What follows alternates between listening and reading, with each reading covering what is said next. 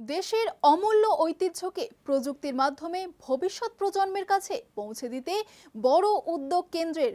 জ্ঞান ভারতম মিশনের আওতায় ডিজিটাইজ করা হচ্ছে কোটি কোটি প্রাচীন পুঁথি ও পাণ্ডুলিপি, যার ফলে এবার মোবাইল অ্যাপেই দেখা যাবে হাজার বছরের ইতিহাস। দেশের প্রাচীন পুঁথি, পাণ্ডুলিপি ও ঐতিহাসিক নথিকে ডিজিটাল মাধ্যমে সংরক্ষণের কাজ দ্রুত এগিয়ে নিয়ে চলেছে কেন্দ্রীয় সংস্কৃতি মন্ত্রক। জ্ঞান ভারতম মিশনের আওতায় ইতিমধ্যেই দেশের 28টি রাজ্য ও 8টি কেন্দ্রশাসিত অঞ্চল মিলিয়ে 1,22,00,000-এরও বেশি পাণ্ডুলিপি ডিজিটাইজ করা হয়েছে।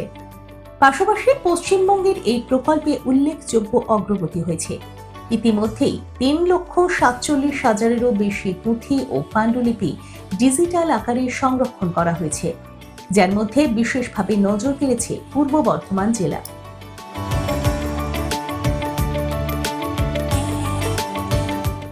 বৈষ্ণব সাহিত্য, তালপাতার পুঁথি ও প্রাচীন পাণ্ডুলিপির ভাণ্ডার হিসেবে পরিচিত এই জেলায় চলছে ব্যাপক সংরক্ষণ অভিযান।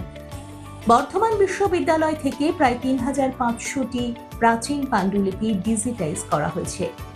এর সঙ্গে কাটোয়া, কেতুগ্রাম, ক্ষীরগ্রাম এবং বিভিন্ন ঐতিহাসিক সংগ্রহশালা থেকে উদ্ধার করা হয়েছে বহু দুর্লভ তালপাতার পুঁথি।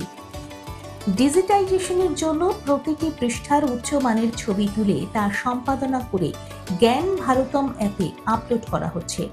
শুধু তাই নয়, কৃত্রিম বুদ্ধিমত্তা বা এআই এর সাহায্যে প্রাচীন লিপির পাঠোদ্ধারের কাজও চলছে।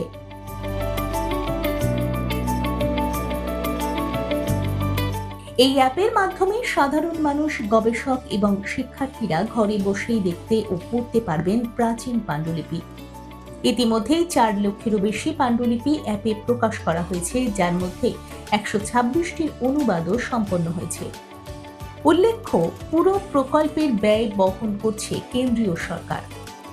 বিশেষজ্ঞদের মতে এই উদ্যোগ শুধু দেশের ঐতিহ্য সংরক্ষণই নয়, গবেষণা, শিক্ষা ও ভাষা সংস্কৃতি চর্চার ক্ষেত্রেও নতুন দিগন্ত খুলে দিচ্ছে।